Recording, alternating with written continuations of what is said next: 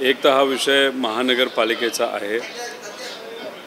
माझ्या माहितीनुसार गेल्या वेळेस जेव्हा फुरसुंगी आणि त्या परिसरातले जे ग्रामस्थ होते, तिथे पदाधिकारी होते, त्यावेळेस त्यांच्याबरोबर चर्चा करत असताना त्यांनी सांगितलं होतं की कचरा हा उघड्यावर टाकून चालणार नाही, दुर्गंधी येणं हे योग्य नाही, आजार वाढू शकतात। स्वतः सुप्रियाताईंनी त्याच्यामध्ये खासदार म्हणून लक्ष घातलं आहे आणि याच्या आधी अजितदादांनी सुद्धा स्वतःहून त्याच्यामध्ये सत्ता नसताना अनेक वेळा लक्ष घालून तो प्रश्न मार्गी लावण्याचा प्रयत्न त्या ठिकाणी केला।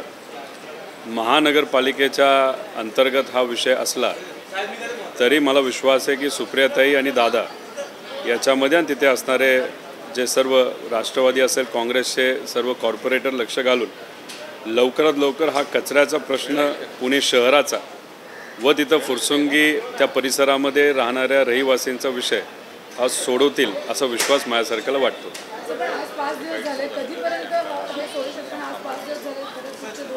एक तर कसं आहे की लोकांना विश्वास देणं हे त्या ठिकाणी असणारे महापौर नाही तर तिथे असणारे जे प्रतिनिधी आहेत महानगरपालिके त्यांची जी जबाबदारी आहे। पण लोकांशी चर्चा करत असताना तिथं कुठेतरी एक विसंगती असल्यामुळे कदाचित ती चर्चा पुढे जात नसेल। पण एकदा दादांनी याच्यामध्ये लक्ष घातलं तर मला विश्वास आहे लवकरात लवकर तो विषय सुटेल, कारण याच्यामध्ये आरोग्याचे पण प्रश्न मोठ्या प्रमाणात वाढू शकतात याची जाणीव ही सगळ्यांना आहेच। मार्ग लवकर निघावा असं माझ्यासारख्याला सुद्धा वाटतं। थँक्यू।